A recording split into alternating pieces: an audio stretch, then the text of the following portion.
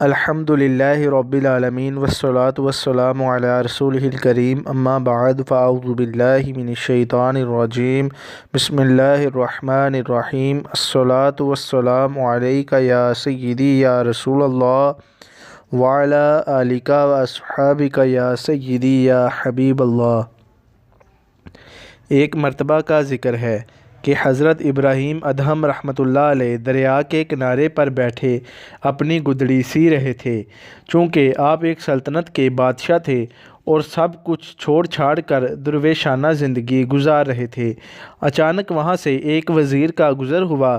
اس نے جو حضرت ابراہیم ادہم کو اس حالت میں دیکھا تو دل میں بڑی حیرت کا اظہار کیا اور کہنے لگا کہ کس قدر عظیم سلطنت کے مالک ہیں اور فقیری کو اختیار کر رکھا ہے، بادشاہ ہو کر فقیروں کی طرح گدڑی سی رہے ہیں، جبکہ ادھر ان کے نہ ہونے سے سلطنت برباد ہوئی جا رہی ہے۔ حضرت ابراہیم ادہم رحمۃ اللہ علیہ نے کشف کے ذریعے سے اس کے دل کی بات معلوم کر لی اور اس کو اپنے قریب بلایا۔ وہ وزیر آپ کے قریب آیا تو آپ نے اس سے فرمایا، تو نے اپنی سمجھ کے مطابق بات کی۔ اس کے بعد آپ نے اپنی سوئی دریا میں پھینک دی اور پھر بلند آواز سے پکارا کہ میری سوئی مجھے دو۔ اچانک دریا کے اندر سے ہزاروں مچھلیاں اپنے اپنے منہ میں سونے کی سوئی دبائے ہوئے پانی سے باہر نکل آئیں۔ حضرت ابراہیم ادہم رحمۃ اللہ علیہ نے پھر آواز دی، اے اللہ، مجھے صرف میری سوئی چاہیے۔